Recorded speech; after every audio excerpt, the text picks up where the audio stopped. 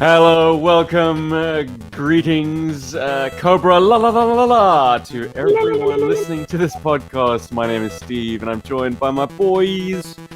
La and La. Very good ululations, gentlemen. Hell yeah. thank you very much. Greetings One must and know how to ululations. ululate in South Africa. I hate that word a lot. Ululate? Like, yeah. It's way too close to urinate.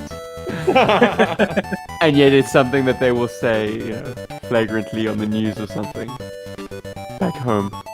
Urination. Anyways, we're talking about G.I. Joe stuff, and boy, is there a lot to get through, so we better hit the ground running, put rubber to the road, as it were. If you've got some rocket fuel nearby, drink it down, because it was the Fan First Friday event this weekend past, and we had some meaty reveals. So unless anyone's got some actual new toys in hand, I say we get stuck into the new classified releases. What say, gentlemen? Well, at least this one segues nicely, and it is kind of a new thing. Guys, if you haven't checked out, I did an unboxing the other day of a very cool classified figure that arrived in Amazon, or from Amazon, that I purchased on Amazon. And wow, really loving it. If you haven't checked it out and you listen to the podcast and you haven't checked it out, what the heck? Go and check it out, because I'm going to spoil it for you now. I got Zartan classified, finally. Ha! It arrived like a month early, and it is so cool. It is so cool. It is as cool as we thought it would be, but it's in my hands, so it's cooler. And we love little surprises. Good old Amazon, they're full of them. A month early, you say? A month early, dude. I was only meant to get it in July. Wild. And also, I got a small public service announcement. It's kind of important. Take it or leave it if you want.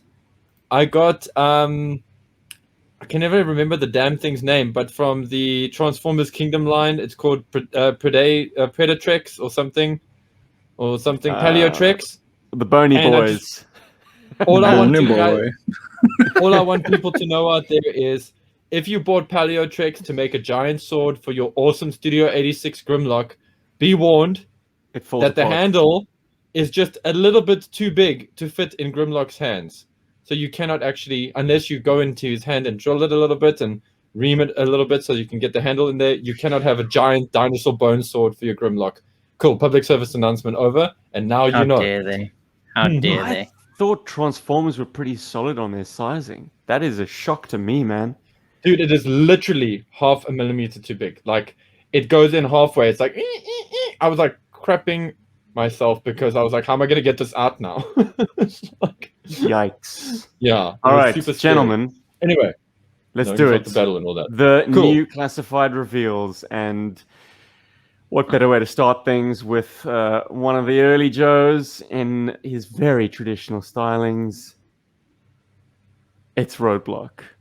And they're calling him Heavy Artillery Roadblock, I believe. Because, man, it might not be a Marduce, but it is big. Is that because closest damage to the actual gun roadblock is too long for the packaging? Gosh, good question. We do have a packaging shot that has been revealed. But for those of you listening to this podcast and not with the added visuals provided on YouTube, Roadblock comes with a minigun. Which is always a misleading word, I find, because it's pretty big. There's nothing mini about a minigun. It's just got many a barrel that spin. And something that I learnt about miniguns, which, this is a fantasy recasting of these weapons, so you don't have to adhere to it. But miniguns, because they're electrically powered, need a separate and gargantuan power source. So not only do you have to hoist around a ammo drum, because this thing chews through ammunition like nobody's business, but you need it to be hooked up to the mains. Either that or you've got a generator nearby. So when we see it in popular culture, Predator comes to mind, and everything else, Judgment Day, and many, many a film since then. It's actually kind of inaccurate, Arnie's not toting around a generator or a gigantic battery pack.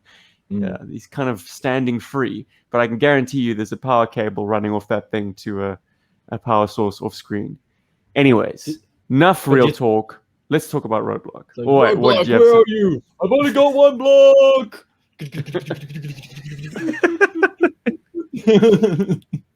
He's Yeah. there, guys. He's got it all. He's got a sexy, helmet. man. He looks cool. He looks very This cool. is a very good reimagining of Roadblock. I love this figure. Mhm. And Yeah. the face sculpt is also a little bit better. He's Yeah, not staring dead into your soul, which I like. They've also kind of moved away, from their reimagining of the stylings of G.I. Joe as well. They are taking it to a more classic look or retro look of G.I. Joe, which is cool. They heard in the fans, chats dude. in the chats we have the opinion that they should have led with this. Obviously, they had it in hand. You know, you don't start a toy line without having planned your next couple of moves well ahead in advance. So why do you reckon they didn't lead with this one? Because of the video game. They wanted to sell the video game, so they wanted to have tie-in product. Yeah. That's the only logical thing I can think of. Because according to Spectre Creative, who used to work for Mattel for a very, very long time, according to him, some of these product lines are actually planned a year in advance. And also Only a approved year in advance? A year in advance, yeah. Well, I imagined there to be longer lead time than 1 year, but okay. No, but in terms of distribution, the distribution model and things like that, and that is why sometimes. But hang on, Paul. What are you telling me, man? You're saying basically that this Roadblock only kind of started the planning phase after Classified had already kind of gotten been rolling. announced. I think it dispute that. I think you can't plan too far ahead. I mean, you need to know first that your product is going to sell before you plan too far ahead. Because I mean, that's time that could have been spent on other things. But the tooling is there. I mean, the arms are exactly the same. What do you think of this helmet, guys? That is perhaps the biggest departure from the classic look. In every other respect, he's a shoo-in for his 1984 version. The helmet, however, is a modernized take. I like it. I think it's appropriate. Vented on the side, it's a Fritz-style helmet, but it's got a little bit of added greeblies. For instance, the NVG mount on the front end, which I don't think would ever be compatible with any accessory. That's just a nice sculpt embellishment. Yeah. There's a chin strap, which has sort of multiple attachment points, both before and after his ear. Lovely. I love that. And it hangs very realistically. Once again, I don't think it's practical. I don't think you'd be able to link the two halves together to make it a functional chin strap, but it's a very nice touch. Gives it some dynamism. That's your word, Paul? You love that. Yeah, word. Dynamism. Sloppiness. A little bit of Dynamism. sloppiness. It's not flopsy wopsy. It's not flopsy, No, but no. it's at least a little wibbly wobbly. Whatever's. Love that face. Love that face. Love the treatment of the beard. Love that he's got like the little He soul doesn't have a patch. chin strap beard Yeah. like his previous classified version, and no tattoos, gentlemen. Yeah. I'm a little sad about that, only because I personally love the lion tattoo on his arm, but I think I'm in the minority there. So I can understand the removal of it. But Yeah, but Paul, you like your stalker with dreadlocks. I do actually, yeah. These are things that I find incongruous with the characters as I envision them. They're a little more clean cut than to be inked up or to have grown their hair so extensively so as to dreadlock them. A dreadlock is a very involved thing to cultivate. I just don't get Stalker as that kind of guy, even if he was doing it for some kind of deep cover, which is not his bag. He occasionally does it, but he's primarily just a frontline soldier. Also, something worth mentioning with the Roadblock, and it sort of continues throughout the line, is he's got a real gun, not just a minigun, but the sidearm. It's not a Nerf gun. How wonderful! I don't suppose you have the make and model of that weapon, sir. But dude, it just looks like a giant Colt 45 to me. Yeah. Yeah, but looking at it, but it's also got like Picatinny on the top, so it's difficult to say. It's got the back end of a Desert Eagle. Yeah. Isn't it? There's a man to wield the Desert Eagle. Roadblock's that man. Boom, So- boom, boom. Mhm. All right, gentlemen, have we vented our opinions on Roadblock enough? Yeah, we love him. We're excited. Yeah, it could I be. think- Yeah, I think that packaging could have fit a Marduce, to be honest. look at that artwork. That's cool too, man. Yeah, it should have had a Marduce, but yeah, I get why they didn't, because the Marduce it's kind of old now. You know, like Paul, that weapon will outlive us all. It is no, invaluable. true. No, it's true, but it's just I think they are still trying to get like kids to be into this. Hey, listen, I'm down with him having a minigun. I'm okay with that. Could it be a Beretta, the handgun? It doesn't feel Uh, Beretta enough for me. It's got sort of the front style. The front of the slide kind of looks Beretta-ish, the way it Ish. tapers, and then the back of the slide looks like a Desert Eagle. So I guess maybe the designers said, "Let's take these two iconic guns and smoosh them together." It's a Desretta. But don't worry, Berserk. the comment section below will be quick to correct us. Gentlemen, take a look at this bad boy. It's Hey, barbecue. barbecue. Jeez. Love it. Which is a thing that you say in South Africa when you've both said the same word, and it means that whoever called Jinx, I did the gets other to. You have to shut the hell up, Paul. Otherwise, I'm going to give you a lummy, which is a very painful punch on the shoulder. You want to hit Ow. bone. You want to make that arm ache for at least half an hour.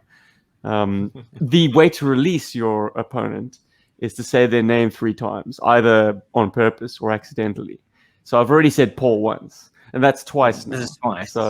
So Paul, you are released from your Yay! your purgatory of not speaking. I think the listeners have had enough silence out of you. Ha ha ha. Uh-huh. So This hot. is Rob? another fantastic addition. He looks proper. Like and he Very comes with faithful. 2 pieces. That's crazy. A big one and a small one. So like when he chops one Viper with the one, he can pull the other one out. Dual wield. Yeah. Yeah, that's the nice. one's for rescue work and the other one's for close encounters. It's up to you which one is which. The big one goes on the backpack, presumably on this bracket here. And the small one, as you can see in the image, has been attached to his thigh. Does the foam gun attach to the other thigh? Let's have a look. Yes, it does. We have a Lovely winner! stuff. Oh man, So great. So if you great. are a barbecue fan, you're probably doing backflips at this point. If you're not, you're wondering why What the hell? barbecue. Why not quick kick or someone who was perhaps I don't And if know, you- just more fun than a fireman. Not to slight on firemen out there, but he's kind of got one job: that and And if chopping you- up vipers. And if you want one, you've certainly pre-ordered one from what is that Hasbro Pulse, or you have enlisted the services of an eBay scalper, because this guy is a Cobra Island exclusive, which means he's only going Oopsie. to Target. Yay! Mm. Well, I think maybe they didn't because he's an interesting character to sculpt. He looks unique. He looks different from every other character that's come out. Mm. I think he was also in the video game, if I'm not mistaken. In the cutscenes, yeah. Yeah. He wasn't playable, but maybe look, is that video game dead in the water yet? Are people still playing it? Is there any likelihood that there'll be downloadable content, additional players and stuff? I don't can't know. say I've heard any news on that front, but like, yeah, barbecue's an interesting one. I suppose he would have close quarters weapons, but like, how do you employ the foam gun as a weapon? Well, I suppose you are fighting battle android troopers. Maybe flame retardant foam has some effect on them. But look how cool though, beautifully they've hit his glasses, his eyepiece, with a very glossy black. That is stunning. That's the jewel in the crown, if you ask me. That right there. I just don't understand. I mean, are these all of the screenshots for barbecue? Just the 2. No, there are more. Depending on what news source you use, you get a Right. different Look, it's the bouquet little gun. of shots. That's Oh. his foam. Is that his gun, you foam? mad- But it looked but go back because that looks different. It looks it looks more like a gun than the foam. Okay, there I see it. Okay, just for some reason it looked a bit like a Mac 10 in the product shot. You know, the straight up product shot. You know what they've messed up with this figure? What do they mess up with this figure, Paul? There is no screenshot of him jumping. I am not convinced this is the real barbecue. There's no fireman jump. Well, I was thinking maybe you needed to have him posed with a custom Viper. The Vimto Viper. I am the Viper. No, Here we go. Whoa! Nothing's What are we getting looking real. at, Stephen? We're looking at Snake Eyes Commando version with timber. It's a deluxe figure. It's gonna set you back $39 at retail. And I plus will have tax. it. Yo. You will have it because why? Because you're not gonna find a better articulated wolf at this scale for love or money, my friends. Dude, I can't even find a non-articulated wolf at that scale. Well, pity all the fools who went out and bought their Schley and whatevers, because here he is, the man, the real deal. And I would maybe argue that it's Trip, as in Timber 3, because he's got that manly scar on his face. And also the photography makes him look grayer, but then again, that could just be the photography. Whoa, look at that dog. Wow, he's very happy there. Hey, do you think... alternate head. Yeah, I hope that is an alternate head and not like a package variant, because that's going to set the collector market on fire. I think there was a packaging shot. I don't have it here. Maybe I'll drop it in now on the YouTube version. Yeah. But yes, I think there are alternate heads. Look at the hind quarters. You've got top thigh articulation. You've got mid thigh articulation. You've got articulation where a canine actually has articulation. That being, between the lower leg and the upper leg.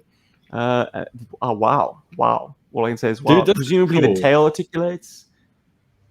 Yeah, probably like up and down. I don't think I don't get a side to side kind of wag from it, guys. Maybe it's a ball joint. So basically, you've got in excess of 18 points of articulation on a sculpted plastic wolf. Amazing. There might be something going on in the mid torso, so like a side to side, like separating the two halves, like the front of and the back of the animal. So that's I've got 19 then. Just gotta, guys. I hate, sometimes I hate Hasbro for the right reasons. Like I said, classified Zartan. That's gonna be my last classified figure because I just love Zartan. And I can't fully commit to this classified line. And I can't commit to it. It's too difficult, to be honest. And then they did that awesome Baroness from the movie. And now this. I mean, and I'm excited about this because I can actually get my hands on this. I can actually buy this on Amazon, which makes me very happy. This is not an exclusive. This is the Snake Eyes for the people. I love it. He's dangerous butter knife. Once again, gentlemen, why didn't they lead with this? I think the other one's more recognizable. Fair enough. Gaz is not that he wants another Snake Eyes, but that's my favorite version of him.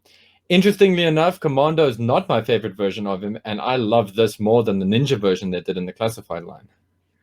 So yeah, well, anybody's guess as to how you make sense of the visor. Come on, goggles is the way, Paul. And look at those amazing little vents. Ah, man. No, it's stunning. I'm going to say something that has been said before, but not perhaps by me. That because I am, of course, a 6-inch conscientious decliner. 6-inch agnostic. Yeah. The 6-inch scaled G.I. Joe figures, when they're done correctly, as is the case with this Commando Snake Eyes, is what you imagine in your mind when you're playing with 1982 or 83 version Snake Eyes. Like that figure is, an icon, classic, but still a little dumpy and rudimentary, and it's an early action figure. This is, however, what you see in your mind's eye. This new classified gorgeousness. My goodness. When they get it right, they get it right. I mean, the scale is really good for putting lots of details in there. I mean, the G.I. Joe, the Real American Hero line has lots of details depending on the figure. But, at this scale, they can really go crazy. Oh, dude. If there's one thing I'd lose, yeah, it's the little star on his hand grenade. on his hand grenade.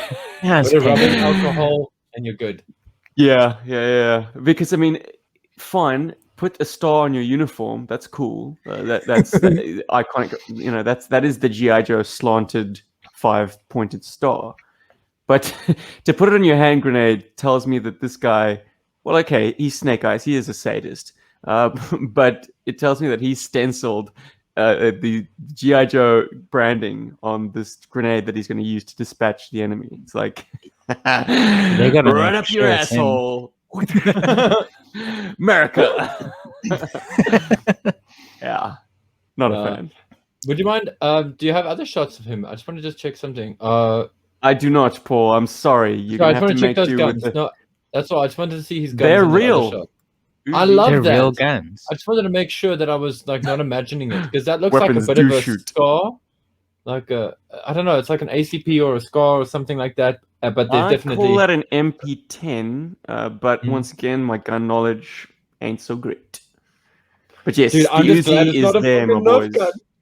gun. Just so I glad think it's not a Nerf- Hasbro listened to Bobby Valor. Yeah. Because Bobby's initial reaction to this toy in hand, he was like, he was talking about the convention exclusive, which did come with the Uzi. He's like, guys, the Uzi is an ancient weapon. It's an iconic weapon, so have it. But give him something more in line with modern military so that collectors can take it either way. You can either have iconic Snake Eyes, as he always was portrayed, or you can bring him up to the bleeding edge with something, something that fell out of, something that is in use in anti-terrorist campaigns today. So how many like Snake Eyes and Roadblocks have they done in the Classified line now? We're up to 3 Roadblocks and 3 Snake Eyes. It's kind of you could slot more characters in there. I mean, they could do different versions. I mean, instead of a Roadblock, as someone suggested, they could have done a heavy duty. Heavy duty could have been cool. Stalker would the be cool. initial releases of Roadblock with his chin strap beard could have been a different character. Yeah, that could have been heavy duty. Or oh man, what is a double blast? That's it. Roadblock's kind of reimagining in the early 2000s was Double blast. Actually, Andrew in the comments says actually they're up to 4 each at this point. Oh, Snake Eyes and Roadblock. Snake Eyes. Yeah, makes me cry. The convention, then the regular release, then this one, And the movie. The movie, bloody hell, giant blank spot in my knowledge. Yes, the movie. Yeah. That's gone terribly quiet because I think everyone in the kind of the GI Joe community is gaga over these releases. The movie, we need the movie to come out for us to gush over those things. But here we go, guys. Here? Alvin Kibbe, it's Breaker. Damn, that's a cool Breaker. But what's behind him, Rob? What's behind Breaker in the image that we're looking at? Just for our listeners. Is that supposed to be a silver Mirage, but not silver? Interesting you say that. It is indeed a ram, but it's a ram. It's a ram, but it does have some silver Mirage trimmings, actually. It does have a bit of that silver. It's apart from the silver, but Stephen, you have both a ram and a silver Mirage, so you would have better expertise on that. It's a ram that's been sexied up. It's got a lot more angular work to it, which you can do at this scale. The original ram with this rather sort of simplified spike designs would have looked toyetic. This looks like a piece of hardware. You can see the disc on the wheels.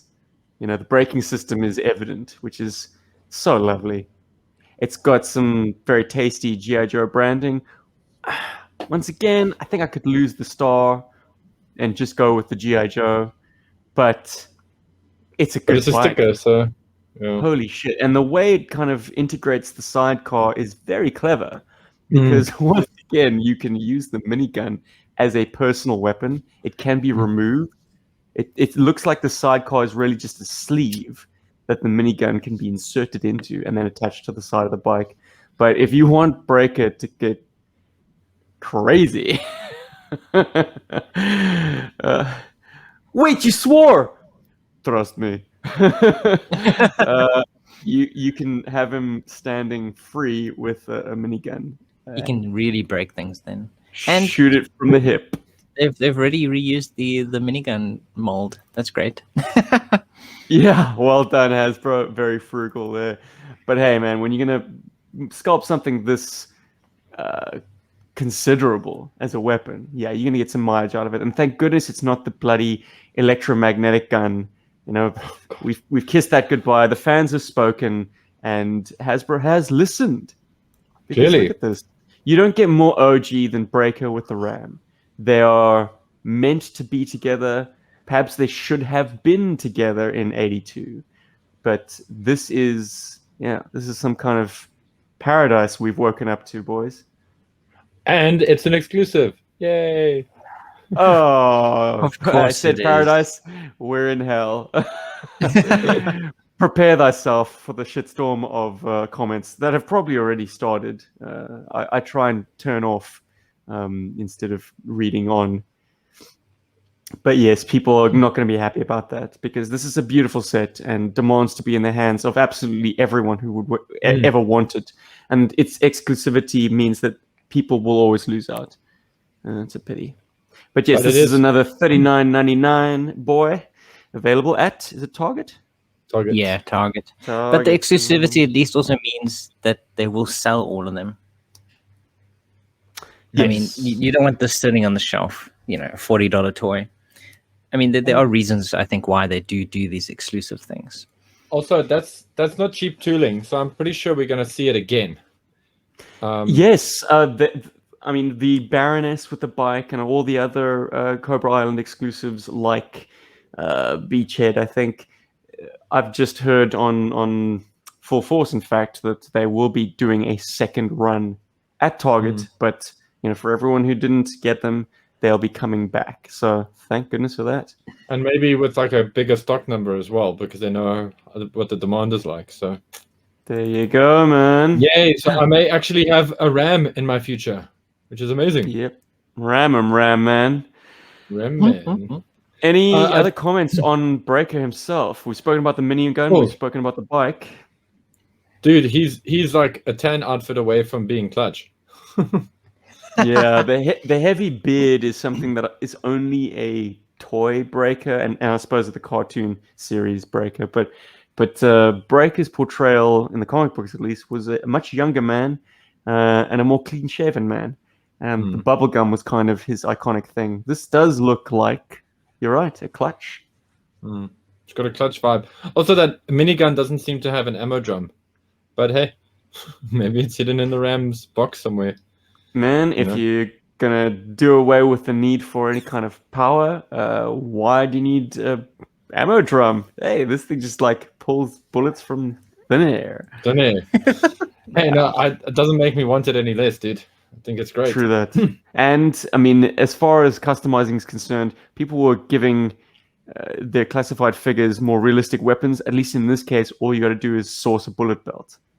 Yeah, that's true. A small price to pay for ultimate realism if you're in the market for that. But yes, along with this reveal, in the past week, we heard titterings that Reactions or Super 7's reaction line of 5 POA figures will be getting the following list of characters.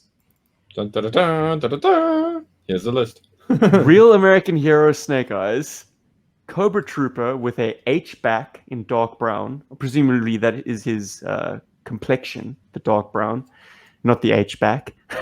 Cobra Trooper H-back light brown. So we got a deep chocolate and a cappuccino. Cobra Trooper Y-back pink. So the Y-backed web gear will be Caucasian. Cobra Trooper Y-back light brown. There's a cappuccino Cobra Trooper for you. A pink green shirt. A dark brown green shirt. A light brown green shirt. Quinn. Cobra Commander. Destro. Scarlet. And a new character called Barnoes. Cobra! And then we have a second wave with Snake Eyes comic book version 1 and Cobra Commander, which I presume if they did the mirror face in the first wave, they're going to do a hood in the second wave. I mean, call me a traditionalist, but that seems to be how things are done. Are they going to still sell these for like $20? Presumably, yes. So this will be a rich boy's indulgence, and at 5 points of articulation, everyone regards him as a step backwards. Almost everyone, I should say. I kind of took note of a silver lining to it, in that, you know, like if you are a Pally Toy Action Force collector, these are some Joes that will kind of share shelf space with those guys in a more convincing way. If kind of you are an articulation phobe, like you don't like seeing rivets on your action figures, these 5 POA guys will be that, like, sort of more traditional reimaginings of original Joes. So there's that. And hey, multiple ethnicities for Cobra Troopers. If you're into troop building, these will be completely out of your range because they cost so damn much. But look, if they get clearance down, and they probably won't, because this is G.I. Joe and everyone's clamoring for these figures, or, you know, we all have the impulse to buy up anything that bears our beloved branding. You know, there being troop builders like Green Shirts and Cobra Troopers in the line can make a nice display of just, you know, add attention because they're very stiff. But your green and blue armies, you can have them. You made a good point on the Facebook post when this was posted on Facebook in our group. You said they'd make for from a silver lining point of view, they'd make for great vehicle drivers. So yes. Well, I like that. Could be if you don't necessarily need your guys to have their hands on the wheel. Quinn, the hell. Yeah. Rob, do you want to speak to the inclusion of Quinn? I think just sometimes people are just like, oh, Quinn, he's, you know, he's an important character at some point in the storyline. I mean, he was in the cartoon, wasn't he? I think he was. Was he? No, he was not. No, wasn't he? He was. Okay, they so did just in one story. They did the October God. Yes, yeah. No, well, look, it was a story that characterized in the cartoon. Oh, there was yeah, a guy who kind of looked like him in one story. But yeah, it was like basically what Quinn would have been, but it was like a old guy that saved Snake Eyes or something. Are you talking about in the Master Fight? That's why I'm confused. Yes. Yeah. The bald guy with the white shaggy beard. Who's blind. I think he was supposed to be a Quinn, like a stand-in. But I mean, that looks nothing like Quinn. Yeah, I know. Paul, I love these little factoids that you throw out that are based on absolutely nothing. No, but that's our show. That's where that's what I was thinking of. I think, but I mean, they do occasionally throw out like a Quinn figure occasionally, and it's like, why do you bring out a Quinn figure again? I mean, they did wasn't it in that comic book line? They did a Quinn figure. I believe I own a Quinn figure. Yes, you own a Quinn figure that was single carded in single carded. That was in the Retaliation line. Yes, but they did do a comic 3-pack O-ring style Quinn, using a lot of Big Ben's parts with a new head sculpt. But this is going to be khaki pants Quinn in 5 POA, also, like the bulk of his appearances in the early run of the comic book. Also, you've stepped on something there, because if you look at this lineup of figures, all of these characters do appear in the early run of the comic book. Baroness would have to be wearing blue to fit that era. But yes, you're right, absolutely. So maybe that's their strategy. They want to release So like pink, a whole bunch green of shirt is presumably Grunt then. Dark brown, green shirt, we don't know. I suppose a Stalker. And then green shirt, light brown would be Zap. Finally, give this guy a little bit more of accurate ethnicity. Maybe give him pencil moustache. Well, you'd have to do that yourself. I don't know. These green shirts are most likely blank slates. I'm only just kind of recasting them as official Joes because, I don't know, it's an intellectual exercise. They Well, might be here's fun to something- put in the play motions because they do kind of fit nicely with the O-rings in a weird kind of, from the upper body kind of point of view. I We suppose. haven't seen them yet. We Yeah. have to reserve judgment. They might be really dumpy. Some of the reaction figures are kind of gross, like really gloppy paint. Yeah, I don't know. They might be fugly and only ever see use on their cards, and that might be all people need. Like if you want some new carded material to clutter up your wall, these could be them. Well, if they are digging into the early comics, Ironmonger mentioned in the chat, if they've done a Quinn, why haven't they done a Doc Venom? Mm. Oh yes, missed that. And Doc Venom, since you're not going to be making him do the splits, he would work as a 5 POA. He's only ever going to be like stalking around his lab, musing over, meow, meow, meow. I'm going to put Snake Eyes' memories into a memory bank so that we can revive his experiences and put them into a small Latina girl one day called Dawn Moreno. And God, I don't know. Very complicated. It's a convoluted storyline, and one day when you fellas decide to read on into G.I. Joe, A Real American Hero, maybe we can talk about it. Yeah. Hey, Absolutely. before I do that, am I going to love G.I. Joe after I read that, or am I going to start hating G.I. Joe after I read that? Well, you're going to have to read it. Form your own opinion. Let us We've gotten to the stage on this podcast where you actually want me to give you your own opinion. On those books, yes. Because, I'm reticent, man. I'm like, a part of me is like, yeah, okay, let me get the trades and, get into it and check it out or, read it online. And then another part of me is like, kind of like G.I. Joe ending at, 170. Or 155. No, just read a little bit further to let Larry Hama's run and then stop at 170. Yeah, no, but I got I did a bit of that in the beginning. I read some of Larry Hama's new stuff, and it's cool, but it's just all the retconning with Dawn and all that coming in. I don't know, yeah. Anyway, we'll see. I think I should read it. I really should. Yeah, read unfortunately, Paul, you're basing your opinion on hearsay.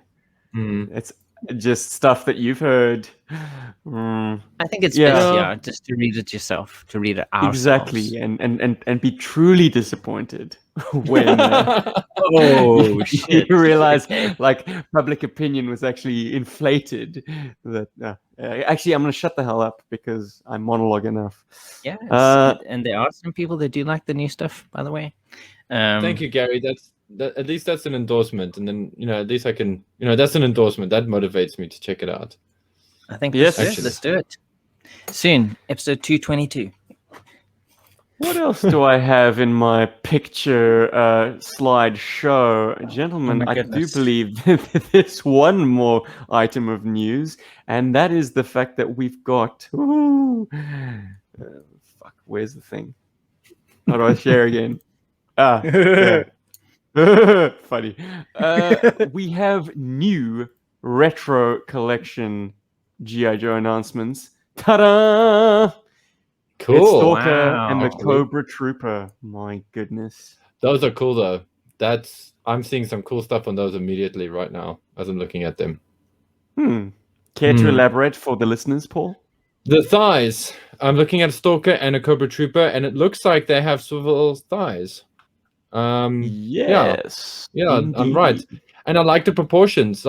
I've always felt that version of Stalker in the modern era line or in the 25th anniversary line was a bit too skinny. And that the legs just make it look much better for me. Yeah, and thick the thighs. face, Nice. and also it's difficult to them thick thighs, but still it's cool. It's cool to have there. And I don't know, it looks like the face sculpt has been updated, and I do like that. But maybe that's just an illusion created by shiny plastic and photo combined and whatever's, but I like that. His face sculpt is cool. He looks a little bit more veteran than we've seen him in action figure form. Yeah. And I tell you what does it for me. It's the what would you call these things? Well, just the clefts running from his nostrils down to his mouth. those lines that speak to a little bit more seasoning, and they are present in his card art. The card art kind of, it's true that Hector Garrido went on to draw, or maybe he went back into religious iconography and illustrations, because everything kind of looks kind of cherubic and heavenly in a sense. Like he has a great, the light and shade on the faces. It's very much like a biblical relief. But here we see in plastic, as I say, a more seasoned Carl Weathers. Yeah, or like Hey. Carl Weathered. I love the idea of Stalker being an older soldier than the rest. But he's kind of Duke's vintage almost. But black don't crack, or at least don't crack much, because all you've got are these mouth. What do you call them? Mouth wrinkles?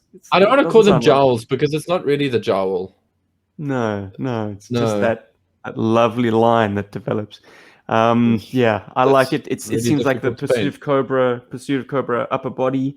The head is new, hence no bloody dreadlocks, and then the legs possibly from. Well, we'll see now. Possibly from not from the Fang Pilot's legs, because we're looking at the Cobra Trooper now, and he's got the Fang Pilot legs, also with the thigh cut.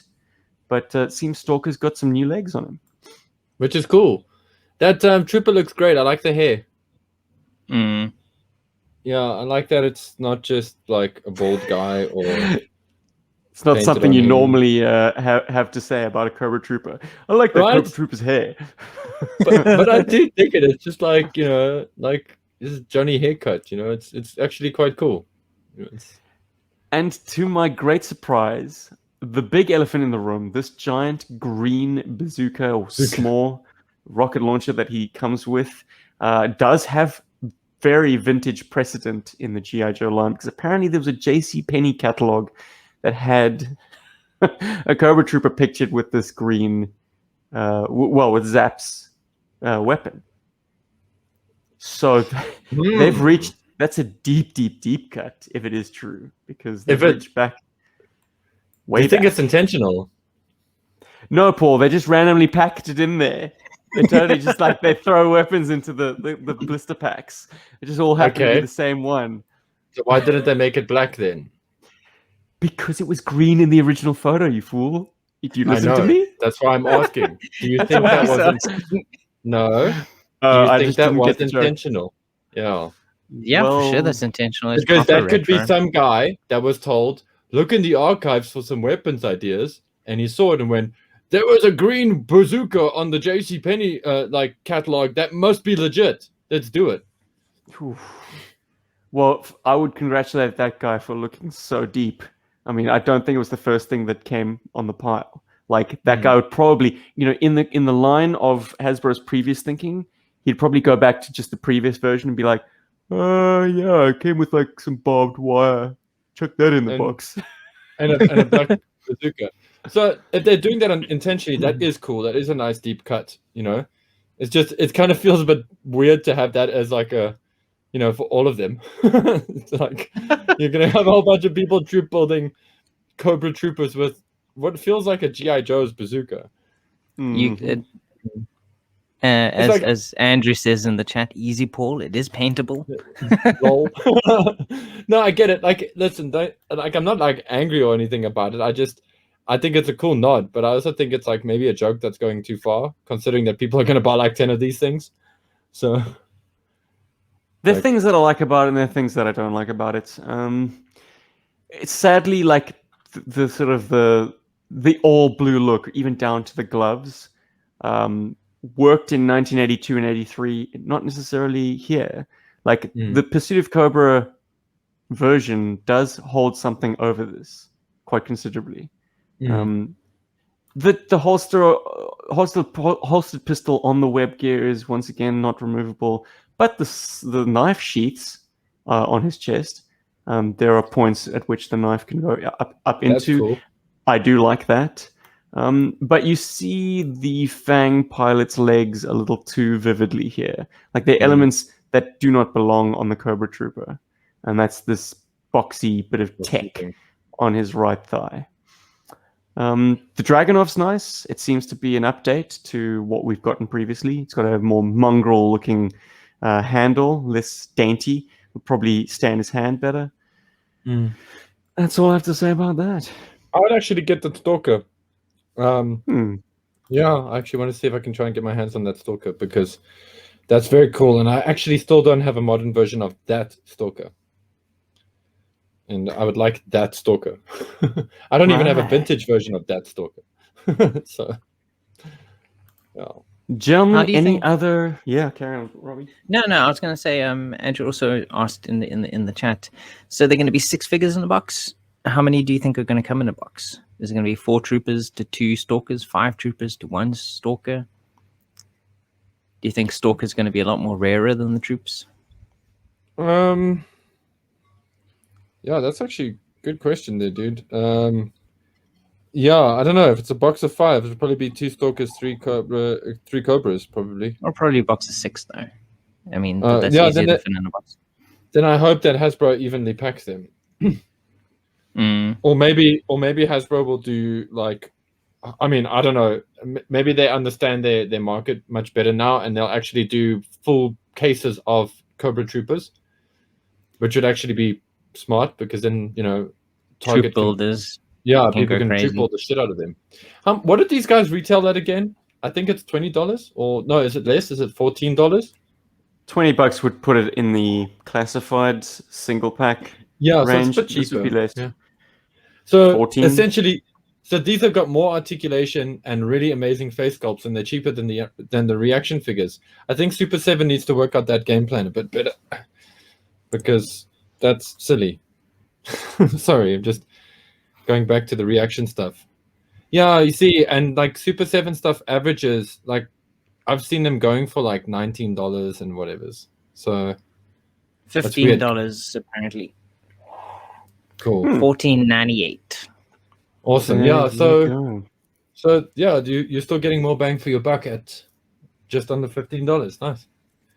I really want that Stalker. I think he's great. I think he's really, really great.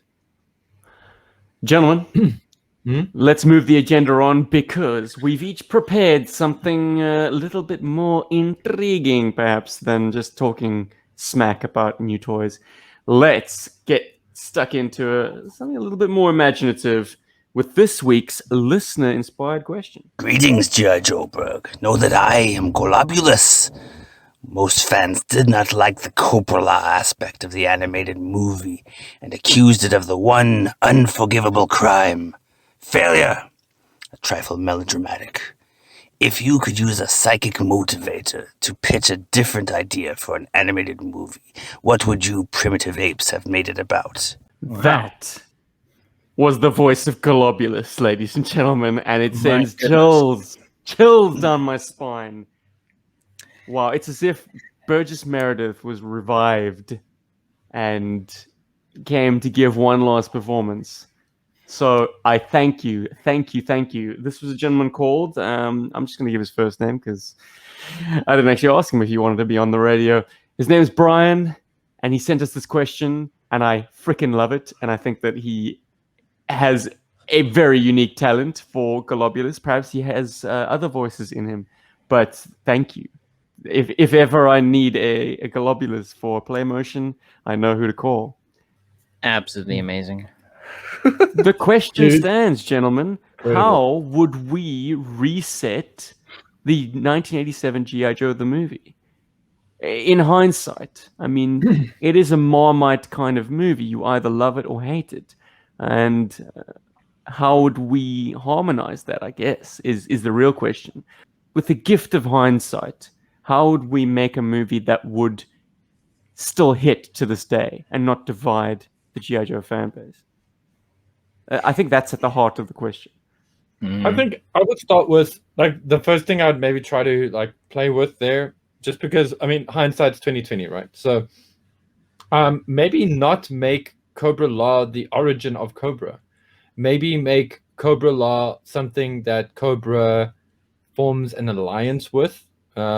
Maybe an uneasy one, or at least we get the impression that Cobra Commander and Cobra-La were in cahoots, but not that Cobra Commander himself is a citizen of Cobra-La. I think that's one of the big things that like irk people. And I know that like, my knee But joke when zooming I out, you would still have Cobra-La. You wouldn't. I would try still and... have Cobra-La.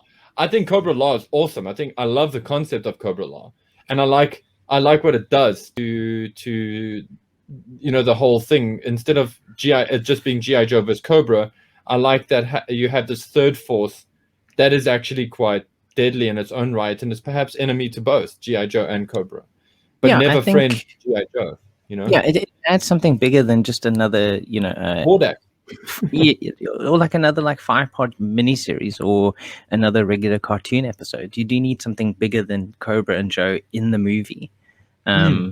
Yes, generally I don't like the concept of Cobra-La, but I think as you've pitched it, where it's kind of like it's a third faction that's maybe working with Cobra towards their own ends, you could probably keep most of the plot of the film intact, where like they're working with them to launch these things into space, but the Cobra themselves don't realize that actually Cobra-La are trying to do it for themselves. And it's almost like, unfortunately, like this idea sounds too similar to Transformers with Unicron, because Unicron is also a destructive, chaotic force, and is also not really a friend to anybody. And is he an origin? I don't know, but I liked that in the Transformers movies. I thought that was really great. And Cobra-La, when I watched it as a kid, I always thought what Cobra-La wanted to do, or what Globulus wanted to do, was super freaking eerie, dude. Like, that thought of, like, everybody and yourself turning into some kind of, clam or something, freaked the hell out of me. And I was watching horror movies at that time, dude. So, like, that was pretty impressive. But I know that my knee joke to that was, so Cobra is related to an ancient race of snake people. Doesn't feel right. And Yeah, I wasn't reading the comics yet, so it's a bit too unbelievable, I think. Yeah, I I think- don't yeah. necessarily love it. Yeah. You could still keep the general structure, but I mean, you could change a lot of the other points in the movie. Like things that I didn't really enjoy a lot was like the focus on Flint, and this kind of like family aspect. Falcon. Oh, Falcon, sorry, Flint. You're Close forgetting. enough. Wears a beret, brown hair. Arrogant. Same difference. And you could still feature all the new toys, because I mean, obviously that's another thing that the film was. It was a launching pad for a lot of the new toys that would come out. And having this Cobra-La focus, having them, be the biggest focus in the thing, kind of draws away from the other toys that you could bring out. Because also other stuff that came out in '87 was the Battle Force 2000. Like, they weren't featured in the movie at all. You could have pushed that a lot better and designed the vehicles a lot better. And you could actually have them be a big, they could be the new kids on the block, where other new characters that you introduce could be like used in like other sequences in the film. Like, I thought a really cool sequence could be like a Chuckles infiltration, where they're trying to like discover, information about Cobra's new partners. Like and that could temple. be, in a secret temple or something. I don't know. Whether he's infiltrating the base. You could use a lot of the other new figures, like Crazy Legs, Sneak Peek, Tunnel Rat, Falcon, and Lowlight. And they're infiltrating the base. They're trying to get the information out. And they could be coming up against like Crockmaster and Raptor. I mean, the kind of the environment itself coming up against them, because obviously Cobra-La is more biomechanical or more biotechnological, and those guys do kind of feel more, I suppose, biological because of their use of animals. I thought that would have been a cool sequence. I want to enter onto the record that I think that the G.I. Joe movie is perfect and doesn't need alteration. It divides the fan base because it is a pull the rug out from under you moment of like, wait, what? Cobra aren't just a bunch of blue-shirted terrorists, that they actually belong to some kind of futuristic, or not futuristic, ancient, like advanced civilization. Like, this is a total left turn and really kind of usurps the established reality of the G.I. Joe versus Cobra conflict. But in many respects, it had to, because it's G.I. Joe the movie. It has to play in bigger stakes than the animated series, and the animated series already played in stakes of like world-ending devices and Amoebas. and taking over Washington. Like the cartoon series had done so much to that point. They'd even gone to space. So if you thought to yourself, if you looked at the toy line of the 1987 toy series and thought, oh, the big ticket item is the Defiant, let's do a G.I. Joe versus Cobra sort of space race. Well, the cartoon series to that point had gone to space. Both sides had like space stations. There's nothing new there necessarily. So this apparent left turn with Cobra-La was what the writers came up with, and putting myself now in their position, I battle to find something better. And that's why I say it's tough to do better. I mean, this is an absolutely divisive element of G.I. Joe, but like they rolled heavy. They had to bet big, and this is the one they came up with. And it is sinister, and it is world-ending, and the stakes are huge. And you've introduced a baddie even bigger than Cobra Commander, even bigger than Serpentor. It's the biggest bad of all. It's sort of a genetic master race supremacist who wants to reduce the human race to mindless beasts. Like, the stakes are super, super high. The only thing I could come up with is to go the other way and lower the stakes and do something completely different. And something that, as I say, in hindsight, would have been the G.I. Joe movie that all of us kind of elder statesmen of the brand, every traditional G.I. Joe fan would get behind. And that's kind of where the comics were heading to in and around this point. And that's a leadership split within Cobra, ultimately ending in the Cobra Island Civil War. Except in the animated stakes, this could be a global civil war, because Cobra of the cartoons kind of has its fangs in everywhere. They've got major bases all over the globe. So a struggle between Cobra Commander's forces and Serpentor's forces would kind of be this globe-hopping, what we typically see in G.I. Joe animation. And booted up with a G.I. Joe the movie kind of budget, which could have the animation dollar to animate huge battles with lots of hardware and interesting Cobra hardware versus Cobra hardware. You could have maybe put together model sheets for Mambas and have some Mamba versus Rattler action as showcased in the comic books. Yeah. Except with animation, you could show more of it. The Cobra Island Civil War was 2 issues, but I do believe, like, with an animated movie on the cards, you could spin that out into a feature length and make it a very satisfying struggle. Because guess what? The ultimate victor would then come after Joe. And if Joe gets pulled in on the side of, say, Serpentor, because as Larry prefaced it in the comic books, they'd sooner support a monarchy than a outright like terrorist leader. Like, at least Serpentor's got some kind of legitimate claim. Anyways, they were just justifying it however they wanted to, because they were after something else. Anywho, I'm drifting. But my point is, if you dial the stakes back a little bit, I think that's what we as fans would really have rallied behind to this day. Take the tone of the opening sequence of just G.I. Joe versus Cobra action and make a 1.5 hour feature on that premise. Except make Cobra then fight Cobra and have the political intrigue of the Cobra organization really come to the boil. Because a lot of G.I. Joe the movie, at least in the first part, is this kind of really, really broken relationship that the leadership has. Cobra Commander is getting it in the neck. At that point, I imagine he would say, "Who of you are loyal to me? Show your allegiance. Destroy Serpentor." And Storm Shadow would be like, first blood, and then it would spiral out from there.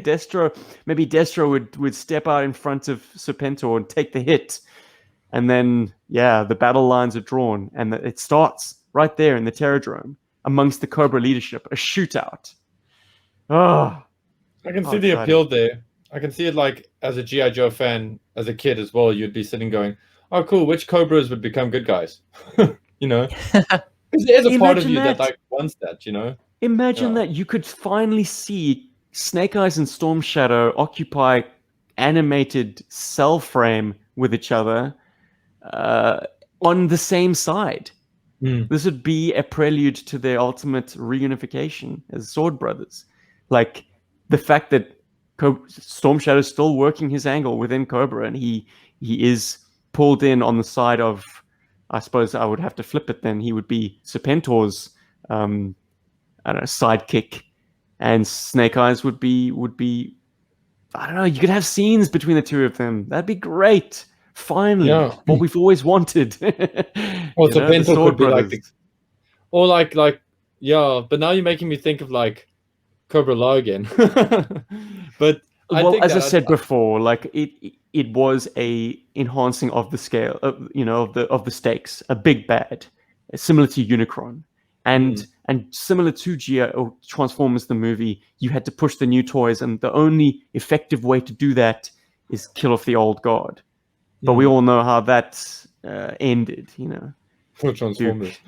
Well, yeah, and then Hasbro kind of taking their foot off the gas and saying, "No, Duke went into a coma." but I remember listening to a Buzz Dixon interview, and the problem he had with G.I. Joe the movie was a Hasbro imperative that they push the new toys, because fine, in your animated series you can bring in new characters and stuff, but when you're getting kids to come to the theaters to watch. Ultimately, it wasn't released in the theaters, was it? But to watch G.I. Joe the movie, you're gonna want to put their favorites in the limelight. Like, don't go to the movies and start introducing, okay, they're these guys, they're the Rawhides, and then they're these guys, they're the Renegades, and then there's these guys, they're the Cobra-La guys. So don't bring in all these new characters that you need to kind of endear yourself to. At least, I suppose, for the good guys, keep your core characters. Everyone went there wanting to see Duke. They wanted to see Lady Jane Flint. They wanted to see Spirit and Freedom. You know, like they wanted to see Snake Eyes. Shipwreck. Nah, maybe not. But they wanted to see their favorites from the animated cartoon, and we're shoveling Jinx and Falcon, which might have been a hard sell at the time. I disagree with Mr. Dixon, because I love seeing new toys on the screen. Just give me more. Keep it coming. Like I'm a bit of a character slut in that regard. Like give me some new characters. I will easily imprint on them if they're I think enough. definitely showcase the old but introduce the new. Sorry, He's Rob. speaking from an adult writing point of view, that you've built up these characters over years worth of animation. Like, make it about them. And yes, in sort of screenwriting 101, absolutely. Like, your core cast is your core cast is your core cast. You can introduce supporting cast, but keep your core the same. Keep your Dukes, your Scarlets, your Snake Eyes-ish. You know, in the animated stakes, he never really was a feature. But Shipwreck, like, keep the beloved characters, and Flint and Lady J, keep them prominent, and introduce other characters around them. Don't try and shift our allegiances. I'm saying I didn't care. I was happy to see the adventures of Screw Up Falcon.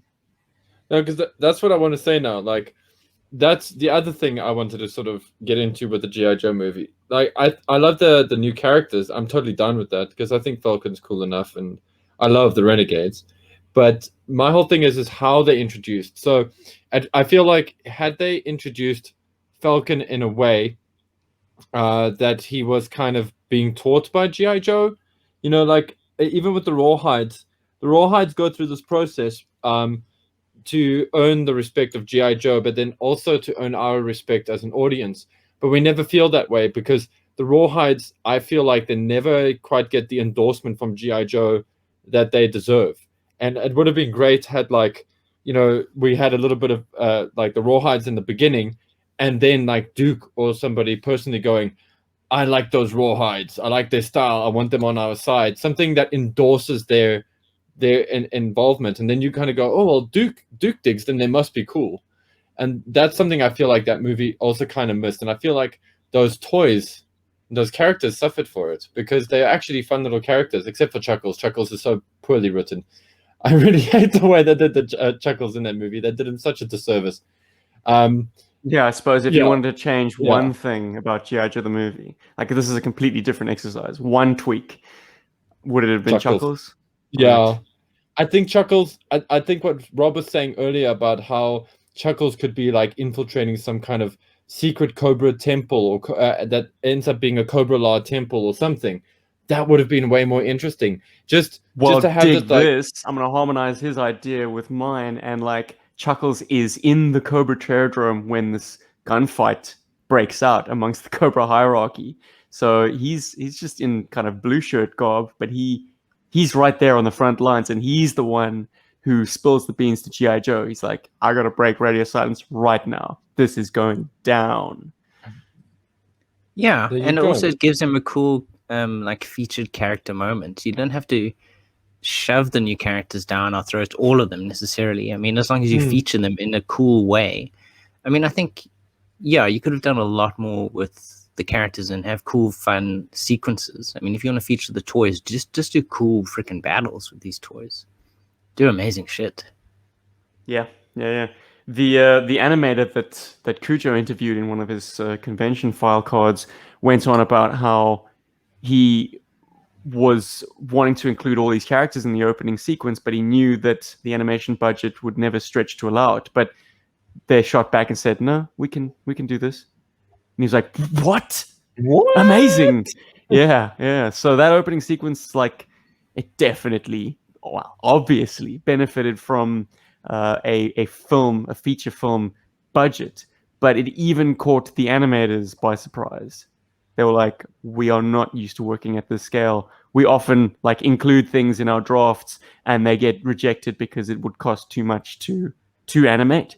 But which is why you always conceptualize on a blue sky level. You never try to conceptualize on what you think can be done.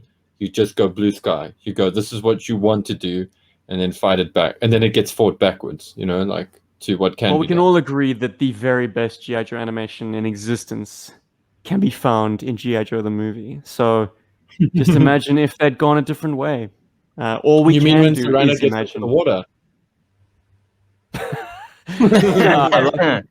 Yeah, well, little bits and pieces everywhere. I wouldn't. It boggles the mind, and unfortunately, this kind of exercise is always going to be a kick in the pants because it's not what we've got.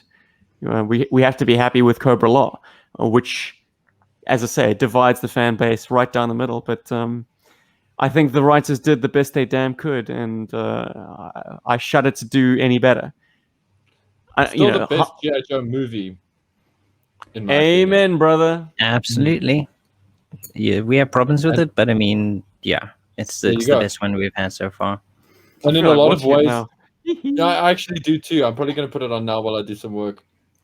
But I love it so much. Like, that movie just gives me goosebumps. And I want to share a small story, and I know I've shared this before, but I want to do it again just to remind people. But, you know, I picked that up. I have it on videotape as Action Force, the movie, right? And I haven't had a working VCR for like a very long time. And I was thrilled when I found it for 100 Rand in a DVD bin in a Pick and Pay here locally in South Africa. I was like, wow, G.I. Joe the movie. It was basically, for all intents and purposes, a VHS version that was slapped onto DVD. Okay, that's how the quality was like. And I had goosebumps just when it starts off. That intro scene, it gave me the biggest goosebumps ever, and I had like tears in my eyes, and I was like, oh my god, this is amazing. And I loved the living crap out of it. And and that just reminded me how much of a G.I. Joe fan I am at that time. And I didn't have any of the toys or anything yet, again. So that movie, love it or hate it. If you've had a G.I. Joe drought, that thing is beautiful. On the flip side of that, I did get a Spy Troops DVD, which came with my also very cool G.I. Joe story of finding that 2-pack Snake Eyes and Storm Shadow in a Checkers, and came with a Spy Troops DVD. And I saw that, and I wanted to throw it violently at something I didn't like.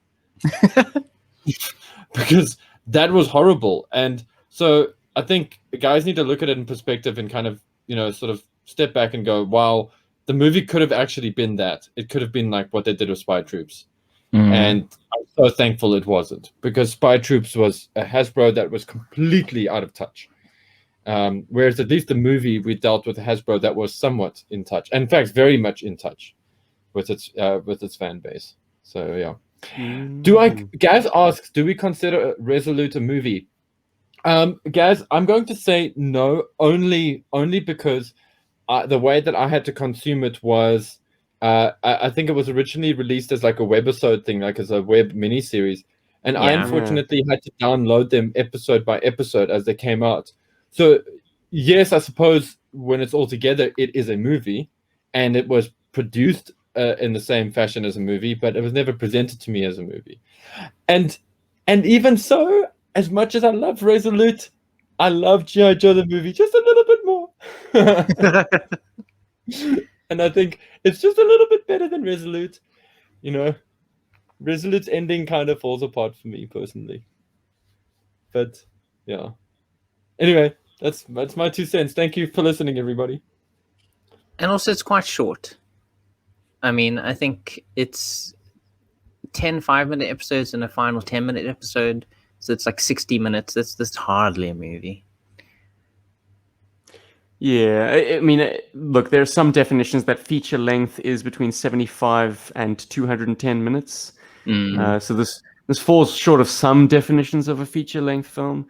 But look, for all intents and purposes, when watching them all together, it does.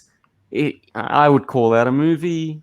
I don't know. But is it the most? Is it a superior experience to G.I. Joe the movie? That's less clear for me. The smart money is saying yes, but then you say to yourself, but G.I. Joe the movie is the climax point of the Sunbow animation series. Resolute comes at us from nowhere and then goes nowhere. If it could have gone somewhere, that would have been amazing. I mean, it's a cool take on the G.I. Joe universe.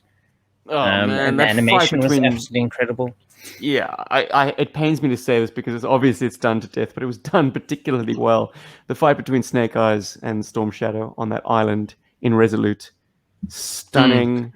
Whoa, I think that was my jump on point. Like, I kept rewatching that sequence, the wingsuit infiltration, taking out the Cobra Troopers, and then the very next episode, I think it was the very next episode, or maybe there was an episode in between, but like, you cut back to Snake Eyes and Storm Shadow, and they are and then the whole episode, that whole 5-minute episode, was just them fighting. So good. And the way that Snake Eyes takes out that alley viper, well, they call them alley vipers, but that poor dude eats shit so bad with that C4. Oh, it's so great. Wasn't it his grenade belt? Yes, sorry, it was the grenade belt. But it comes from the tree. It's a trip. It's a trap. A tripwire. Resolute is a great. I feel like Resolute is a great collection of moments that we may have played in our heads because we're older as fans. So they like sort of cunningly put some of that together and made it like made a cohesive story out of it, and it was well written. I felt it was well written. I just feel like the ending is not as strong for me.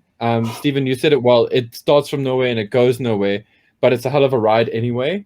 I mean, you didn't say the hell of a ride anyway part, but that's implied. But it's a hell of a ride. You know what? I need to walk my opinion back slightly because I just remembered it does aim to sort of nominally be a successor to the Sunbow series. because Cobra Commander does reference how he's been inept in the past, but that was the old him.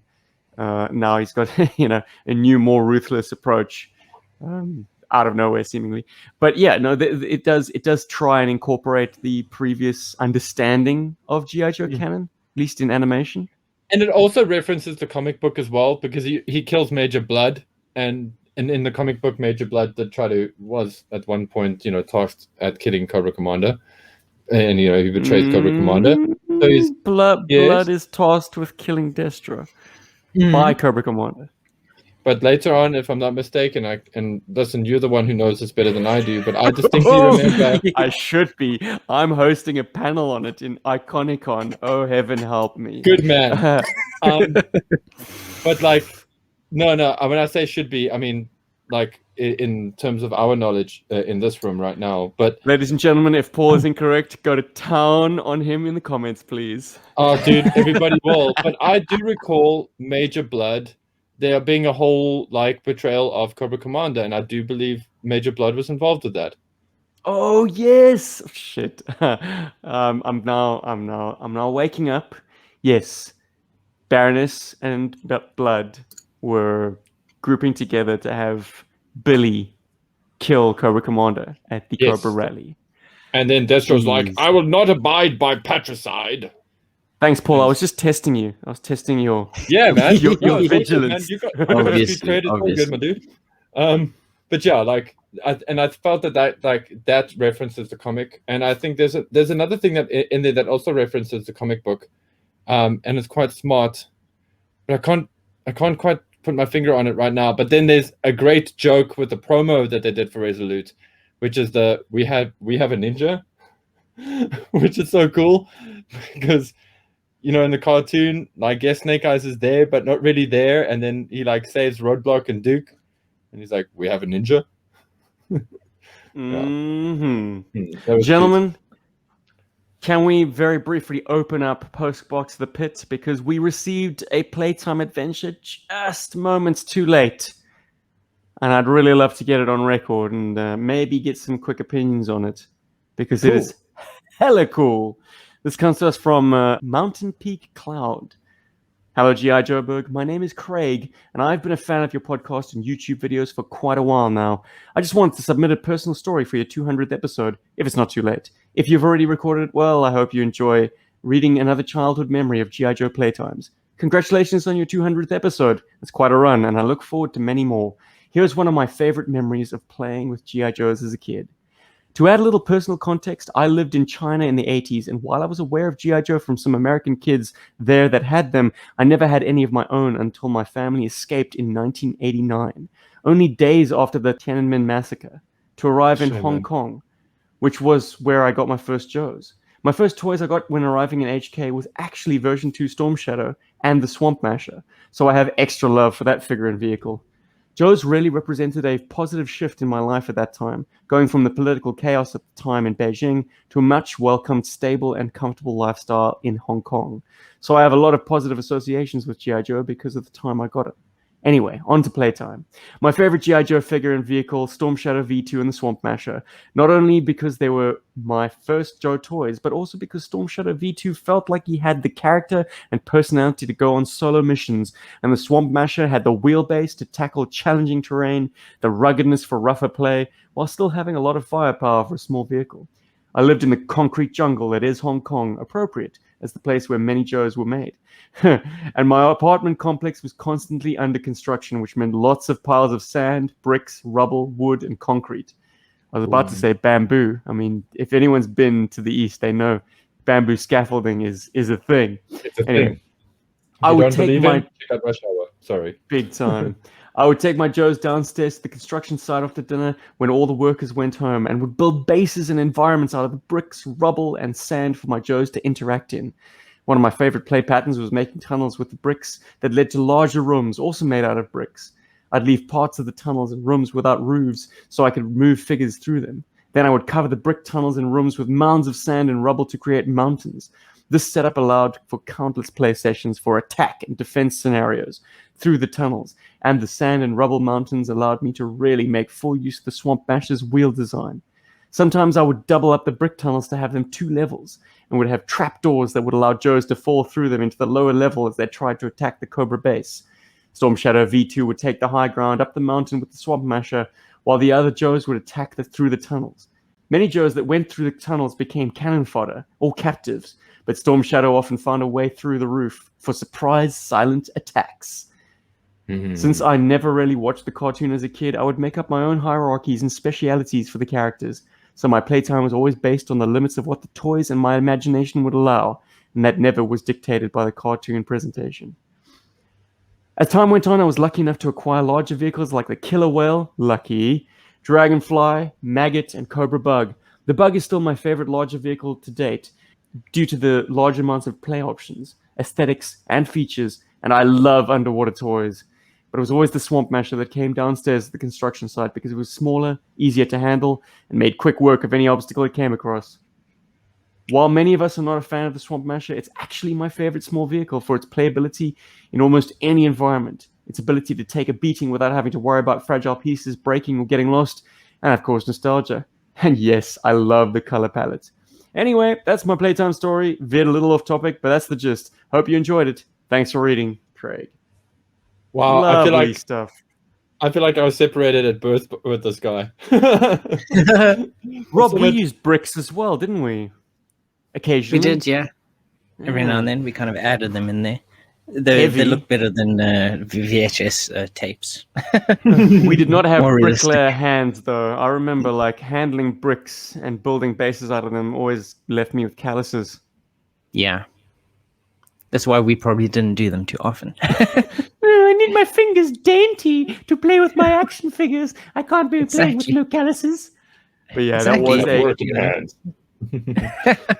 was Andrew actually mentioned something cool in the comment. Now he's like, Storm Shadow's voice was so awesome for him in Resolute. I agree. Carry on with your dainty hands. Well, I mean, playing in a construction site and particularly burying passages with toys in them, I presume, is what Craig was getting at.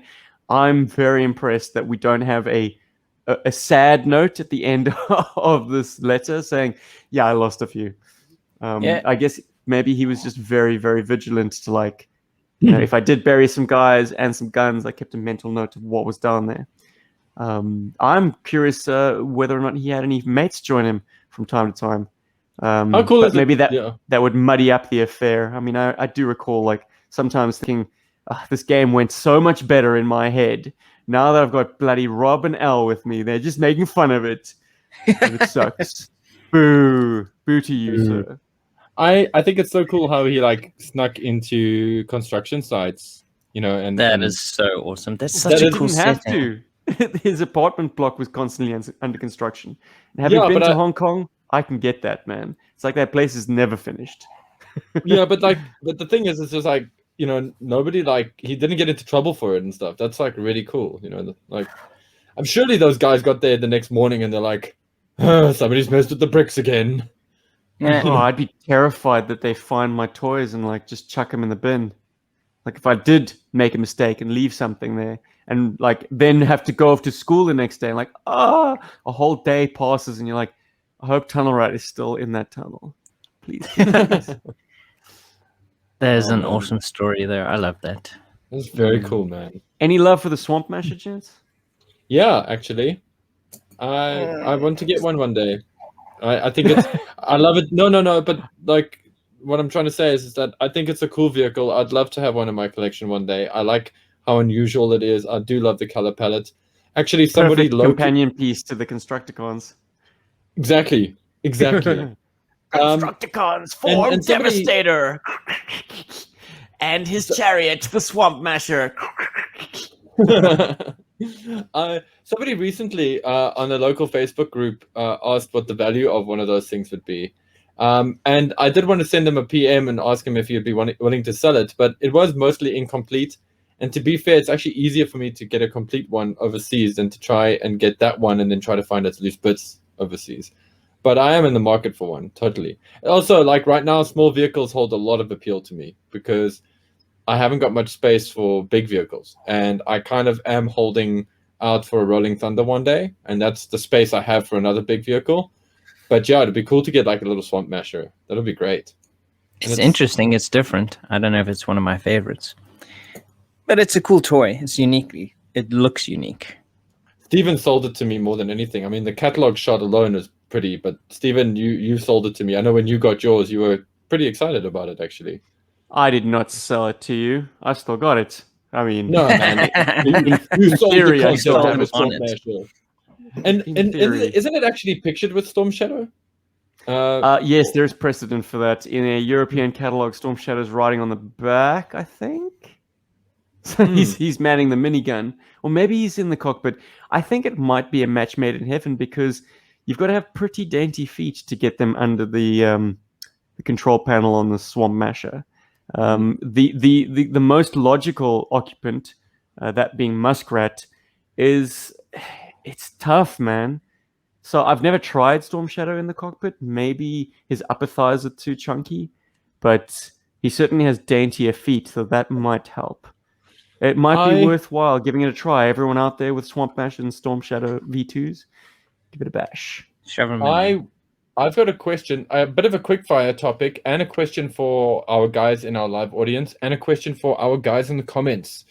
I was recently in a toy shop and decided to walk further into the toy shop, past my usual Transformers and He-Man corner, and I've sort of rediscovered the Brooder toys. If you guys are not familiar with that, I know that you gentlemen are, but Brooder is, I believe, a German company, and they make these 1:18 scale vehicles, and they've got like these big, for our American listeners, these big like trucks, which we know as Buckies.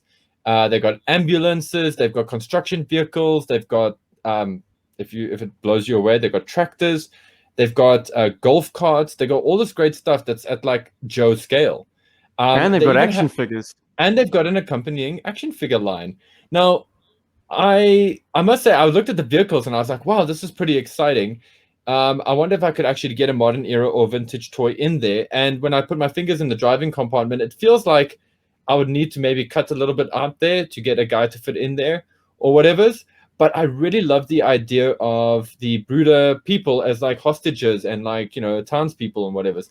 Anyway, my question for you guys is, have you ever considered buying any of those vehicles for your G.I. Joe playtime or for your G.I. Joe, to bolster your G.I. Joe collection, either for customization or whatever's? And have you ever bought those figures as civilians, for maybe your own play motion or your own G.I. Joe stories? So yeah, simple, let me know. I'm sure there's plenty of you that have, and maybe there's plenty of you that don't know what I'm talking about. But I'd love to hear it, and I'd love to hear what you guys have to say as well. Like, what do you think of them?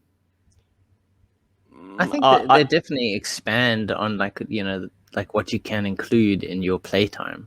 There's lots of cool like little play sets, like civilian vehicles. Yeah, they can definitely be used for civilian action. Mm-hmm. There is a green Land Rover, I think, and I've seen that converted to very nice. Maybe a kind of a reimagining on a vamp. Look, Brooder came along just a little bit too late for me and my like G.I. Joe kind of, I need to expand into civilian vehicles. Like there was a time when I was like getting fire trucks that were just kind of random trucks that just looked nice. They had chrome parts, they had like working lights and stuff because I just wanted civilian fire department stuff. And by the same token, I wanted cop cars. So the police versus bad guys Chap May line saw a lot of action from me. All right. But that ship has kind of sailed in that stuff just takes up a lot of space, and I'm not playing with my toys anymore, unfortunately. We've moved on. The play motion stuff now opens that avenue, but I've been very timid. Of including stuff on the screen that is not, strictly speaking, Hasbro G.I. Joe 1982 to 1994. Because I think there's a nice purity that I'd like to maintain with at least the stuff that I put into the ether. No, I hear you on that, and I think my It's a thing bit is limited, though. It's a bit limited. Like, they're always doing battle on a beach or like up a mountainside or around a lake. Like, if I need to expand the world and actually have an urban setting, yeah, that's when you absolutely these kind of pieces are essential. yeah. So that's No, why I 'cause- kind of have been shying away from that. You'll notice in Bad Luck Lady, the streets are always empty. There's nobody there. There are no cars. No, I must say I'm blown away by the scale of them, and their pricing is actually pretty good. I love the scale of like the buckies and things. I think it's very impressive. Like I don't know what I would do with it. That's why I never like buy them, but I think it's really cool. However, that said, I am kind of keen on getting that little golf car because I think if I had to get that golf car and like stick a few pieces on it and like like strap a few like cool like plastic chainsaws and stuff on it, I could make a really Dreadnought golf. awesome dreadnought golf car. And I think that my could be God. super cool. So who's the golf enthusiast on the team? Is it Road Pig? I would just no man. I would just He hold the uses a tractor in cinder that. block hammer, man. That's my Yeah, why handicap. No, but I just use it. It's just like such a like a hyper like this hyper powered like golf cart. You know, like how they put a rocket on like a Trans Am. It's like I would put a rocket on a golf cart somehow. I'd find something to make that look cool. I think that could be so much fun. And another vehicle you mentioned now, a police car. I'd love to dreadnought a police car. Like I think that would be so great because the ambulance actually caught my eye as well in that Brutal line, and it's actually quite a lot of fun, and the sound effects are like spot on. In fact, the sound effects are so good that I'm sure they give certain people trauma, like PTSD, when they hear the alarms go off and stuff. Torches the golfer, guys. Those PTSD suffering 8-year-olds. No, man. I mean, like listen, like, guys. I mean, to not to sound funny or whatever, but like, I have a bit of a trigger when it comes to ambulance sounds. Hey, like, I mean, when I heard that, I also went a little bit ice cold because I was like, "Ooh, wow, that's quite legit sounding." So, like, if you're a parent and you've gone like through a traumatic event and it involved ambulance sounds or whatever, and you've got a little kid coming into your space with like this, you like freak out a little bit because it's not a fake ambulance sound. It's like pretty legit. Even the way when you switch it off, it goes whoop whoop. It's great. And on So I'm that pretty- chilling note, jeez, shall we do the walkaway, gents? Hell yeah. I've got a This very has happy been- association with an ambulance, by the way. Ah, I Good. mean, Yes, I had you do. I delivered the head of my child, and boy, was I happy to hear the sound of the ambulance coming because I was like, "What do I do now? How do I get out the rest?" now?" the dispatcher, I can't hold my cell phone and hold my bloody son at the same time. help me Love- get the rest of them out. Also, I must say, I hope Psych Out, Law, and Crazy Legs are okay. I thought we would hear from them this episode. True. My goodness, he's slipping. But fortunately, Brian managed to step into the void, and what a great subject that was. Thank you very much, Brian. Hopefully, we've given you some satisfaction with our answers. The truth is, if you're not happy with G.I. Joe the movie, oh man, there's nothing we can do You're not about it. But happy? hey, at least your Globulus alter ego should be thrilled. I mean, as far as it's I'm spot on. concerned, you cannot get a better Burgess Meredith for love or money these days. Well done, brother. No, and just also on the topic of Cobra-La, Andrew, I know you here in the live audience, but dude, thank you so much for hooking me up with, Golobulus and the Royal Guard. I mean, there's more, but thank you so much for getting those figures in my life. I'm so happy. That Royal Guard is just too cool. So yeah, but sweet man. Do you have anything for the walkaway, Paul? Do you want to plug things? I people just wanna want to give us remind people that Cash you can be dollar for amazing merch made by Paul Lopesher. Well, designed by Paul Lopesher, made by Teespring, and delivered to you.